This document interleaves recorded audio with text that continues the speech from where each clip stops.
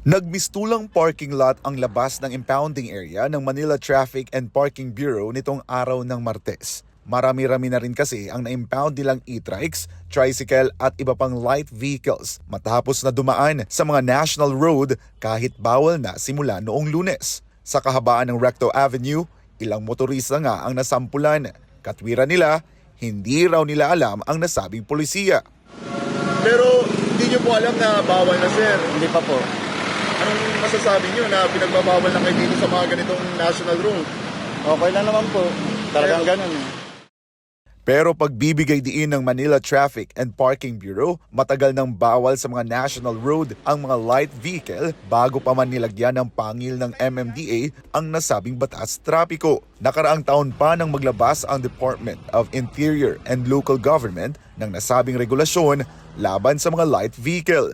Actually, ang batas po o yung mga ordinansa na pinagbabawal ang mga tricycle, pedicabs at saka mga kuliglig sa national roads, matagal na po yan. So ngayon po, medyo pinaghihigpit natin para malaman nila na seryoso ang Maynila sa pagsunod po dyan sa batas niya para po maingatan natin lahat.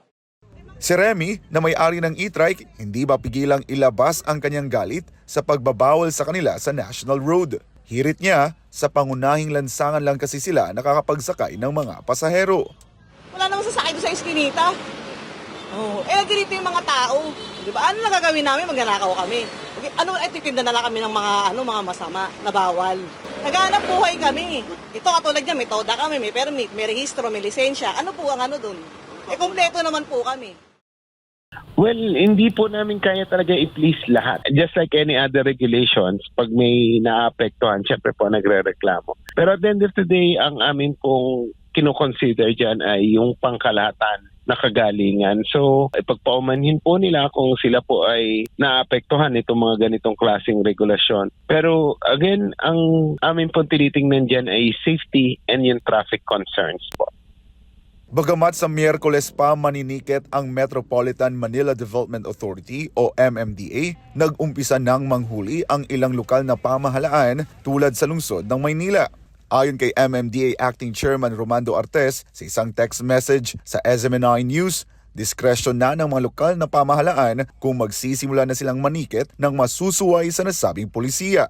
Aniya, tanging sa MMDA lamang ang direktibang mag-umpisang manikit sa Miyerkules. Simula noong Lunes, bawal na ang mga tricycle, pushcarts o kariton, pedicab, kuliglig, e-bike, e-trike at mga light electric vehicle na dumaan sa mga national road, circumferential road, radial road at mga lugar na sakop o nasa jurisdiksyon ng MMDA. Pagmumultahin ng 2,500 pesos ang mga nagmamaneho ng mga naturang unit na mahuhuling dumaan sa mga piling paunahing lansangan sa Metro Manila. Kung hindi rehistrado o walang maipakitang lisensya ang mga nagmamaneho nito, kukumpiskahin at i-impound naman ang mga unit.